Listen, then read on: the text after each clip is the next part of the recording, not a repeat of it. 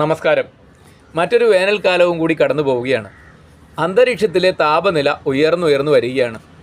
ഇതോടൊപ്പം ഒട്ടുമിക്ക വീടുകളിലെയും അന്തരീക്ഷത്തിൽ ഉയർന്നു വരുന്ന മറ്റൊരു സംഗതിയാണ് പരീക്ഷാ കാലഘട്ടത്തിലെ ടെൻഷൻ എന്നുള്ളത്.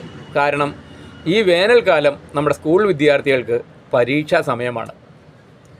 വിദ്യാർത്ഥികൾക്കും അധ്യാപകർക്കും രക്ഷിതാക്കൾക്കുമെല്ലാം ഈ ടെൻഷൻ ഒരുപോലെ ബാധിച്ചിരിക്കുന്നു എന്നതാണ് കാണേണ്ടത്.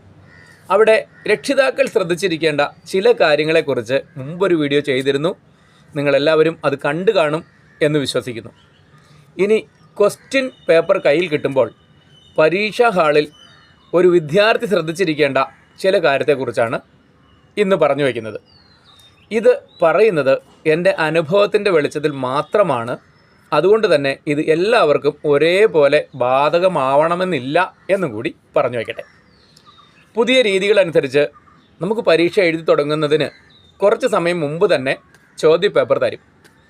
ആ ചോദ്യപേപ്പർ നമ്മുടെ കയ്യിലേക്ക് കിട്ടിയാൽ പിന്നീട് നമുക്ക് അനുവദിക്കുന്ന ആ കൂൾ ഓഫ് ടൈം എന്നുള്ളത് നമ്മുടെ ശരീരത്തെയും മനസ്സിനെയും ശാന്തമാക്കുവാൻ വേണ്ടി മാത്രം ഉപയോഗിക്കുക.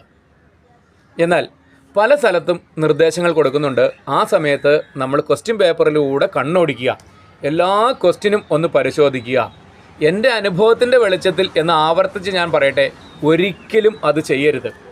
അങ്ങനെ ചെയ്താൽ നമുക്കറിയില്ലാത്ത ചില ചോദ്യങ്ങൾ ഈ ചോദ്യപേപ്പറിൽ ഉൾപ്പെട്ടിട്ടുണ്ടെങ്കിൽ നമ്മുടെ മനസ്സിൻ്റെ ശ്രദ്ധ അങ്ങോട്ട് പോവുകയും നമ്മുടെ ടെൻഷൻ കൂടുകയും ഒരു പക്ഷേ അറിയാവുന്നത് പോലും കൃത്യമായി ആൻസർ ചെയ്യാൻ പറ്റാത്ത അവസ്ഥ ഉണ്ടാവുകയും ചെയ്യും. ഇനി മറിച്ച് ചോദ്യപേപ്പറിൻ്റെ അവസാന ഭാഗത്ത് നമുക്ക് അറിയാവുന്ന കുറേ ചോദ്യങ്ങൾ ഉണ്ടെങ്കിൽ നമ്മൾ വല്ലാതെ എക്സൈറ്റഡ് ആവാൻ സാധ്യതയുണ്ട്.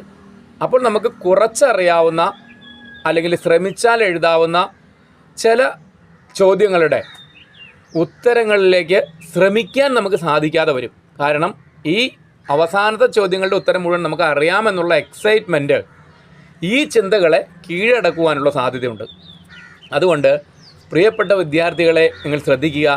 നിങ്ങളുടെ കയ്യിൽ ക്വസ്റ്റ്യൻ പേപ്പർ തന്നിട്ട് കൂൾ ഓഫ് ടൈം അനുവദിക്കുമ്പോൾ നിങ്ങളുടെ ശ്വാസഗതിയെയും നിങ്ങളുടെ ശരീരത്തെയും എല്ലാം ഒന്ന് റിലാക്സ് ചെയ്യാൻ വേണ്ടി ആ സമയം ഉപയോഗിച്ചുകൊണ്ട് നിങ്ങൾ ഒന്നാമത്തെ ചോദ്യം മാത്രം ശ്രദ്ധിക്കുക, അതിനുത്തരം എഴുതുക.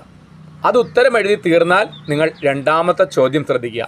ഒരിക്കലും ആദ്യ ചോദ്യം ശ്രദ്ധിക്കുമ്പോൾ അവസാന ചോദ്യത്തിലേക്ക് മനസ്സും ചിന്തയും പോകുന്ന അവസ്ഥ ഉണ്ടാവാതിരിക്കാൻ പ്രത്യേകം ശ്രദ്ധിക്കുക. എല്ലാവർക്കും വിജയാശംസകൾ നേരുന്നു. നന്ദി.